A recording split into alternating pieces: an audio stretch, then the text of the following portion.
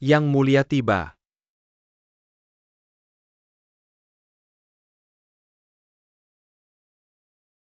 Hamba menghadap Paduka Ayah. Bangkit. Terima kasih Paduka Ayah. Bagaimana? Apakah tulisanmu sudah baik? Apa kalian semua sudah tenang dan fokus memperbaiki diri? Ya Paduka Ayah, hamba menulis sejak pagi. Seluruh diri menjadi damai. Hamba sedang menulis karakter longevity dalam berbagai gaya kaligrafi. Bermaksud untuk menulis Cerdas karakter, longevity untuk diberikan kepada Paduka Ayah. Semoga Paduka Ayah selalu diberkati umur panjang. Baik.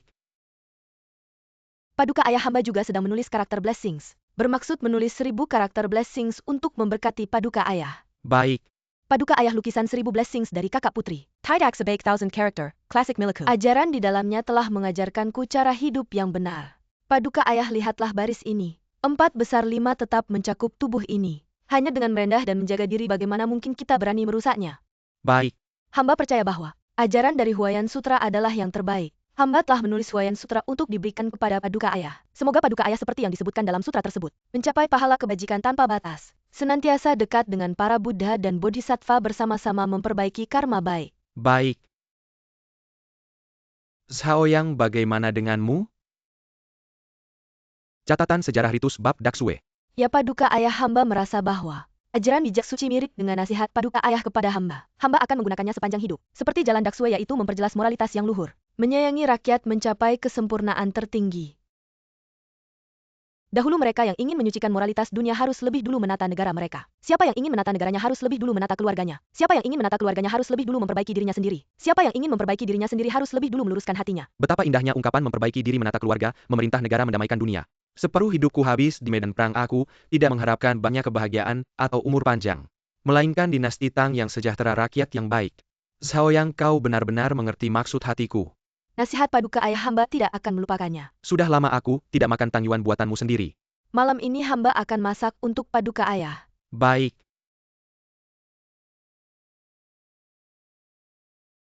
Apa itu menata keluarga dan memerintah negara? Kedengarannya indah. Tapi apakah hatimu benar-benar berpikir seperti itu? Dia benar-benar baik ya untuk negara dan rakyat.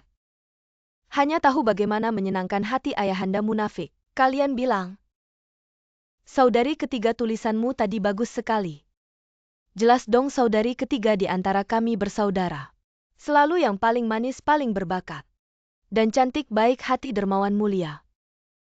Terima kasih, oh ya saudari ketiga. Kamu makan tangyuan dengan ayahanda malam ini ya. Saudari ketiga, tolong bilang yang baik-baik tentangku di depan ayahanda. Aku sedang berusaha menghafal Lunyu. Saudari ketiga cerdas dan bijaksana. Tidak perlu dikatakan juga tahu harus bagaimana. Yang diucapkan baik, yang dilakukan juga baik. Tentu saja. Kalau tidak, bagaimana bisa menyenangkan hati ayahanda? Benar?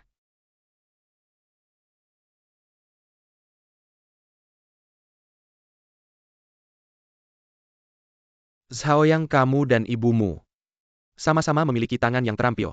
Karena hamba dan ibu sama-sama mewarisi keahlian nenek. Mengingat tahun itu hamba dan ibumu pertama kali bertemu, tepat pada perayaan Yuan Xiao. Hamba saat itu sedang menyamar melakukan inspeksi ke selatan bertemu Yuan di Yizhou.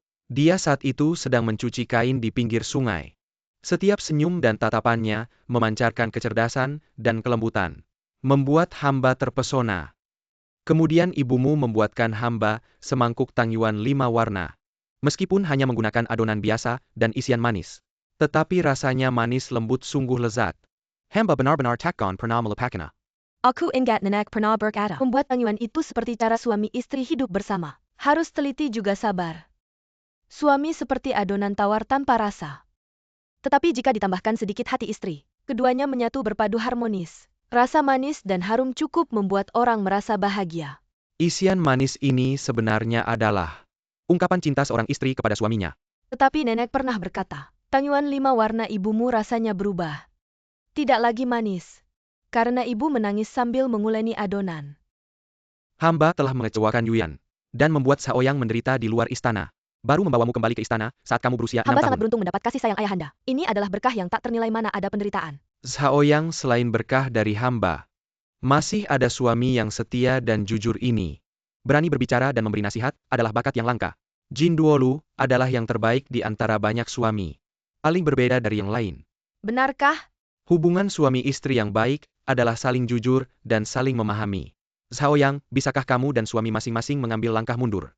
Saya selalu menghormati orang yang menghormati saya. Jika dia bersedia mengambil langkah ini, saya tidak akan pelit berhenti di tempat.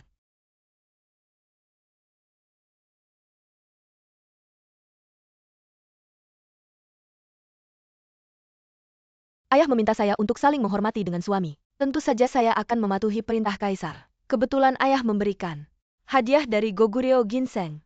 Tentu saja saya akan berbagi dengan suami. Sebaik itu, terima kasih atas kebaikan putri. Silakan nikmati suami. Bagaimana kabar nenek dan bibi kedua? Terima kasih atas perhatian putri. Mereka sedang berdoa dan berpuasa di kuil Putuo. Tidak mungkin sifatnya berubah.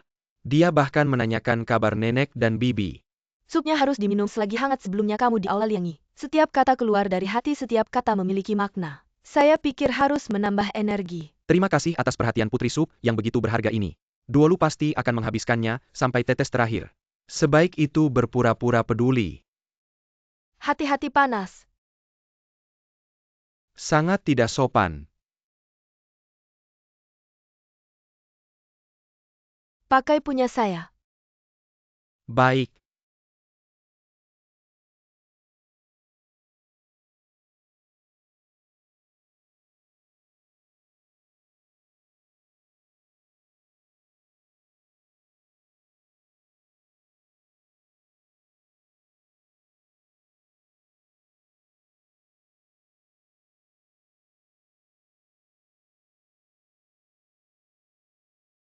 Sangat halus.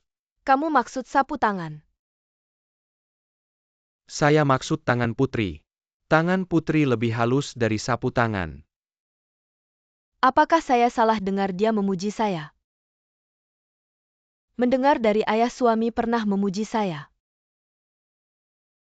Putri juga memiliki saat-saat berbicara dengan lembut dan masuk akal.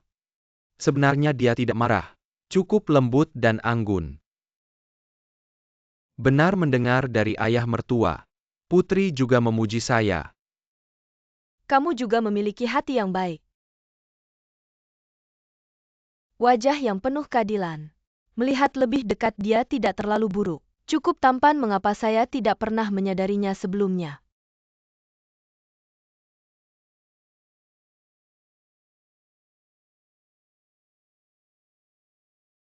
Maaf? Ayah memberikan saya set papan catur batu giok. Kamu bisa bermain catur. Mungkin lain kali kita bisa bertanding. Oke, aku paling suka bertanding. Melihat mereka kadang canggung kadang melamun. Apa ini jarum dalam kapas atau cinta sejati?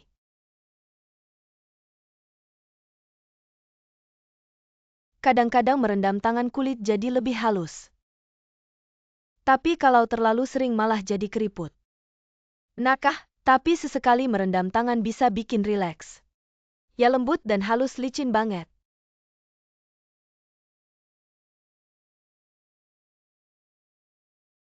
Aku melihat pemandangan aneh. Itu putri kamu tidak sadar penampilannya. Sangat berbeda dari biasanya. Aku juga melihat pemandangan aneh tadi malam, lebih aneh lagi. Seberapa aneh? Tadi malam Fu Ma datang minum sup. Putri malah sangat hormat padanya, harmonis banget. Tidak pernah bertengkar, aneh kan? Benar-benar aneh. Kamu bilang putri kenapa? Tiba-tiba baik banget sama adikmu. Sebenarnya aku juga bilang adikmu orangnya baik. Karakternya tidak buruk. Kamu pernah bilang begitu. Pernah, cuma putri tidak mau dengar. Biasanya aku tidak menyadari. Tapi sekarang kamu bilang begitu. Aku rasa dia lumayanlah. Aku dengar ada obat tradisional di masyarakat. Bagus untuk merendam tangan ASI. Sebentar, kamu temani aku keluar cari. Mencari bahan obat hanya alasan saja. Lihat ada kencan atau tidak, itu yang penting. Kamu mau cari Tuan Ding? Lihat teman baikmu ada janji temu atau tidak. Putri memang bijaksana. Imping tidak bisa menyembunyikan apapun dari putri.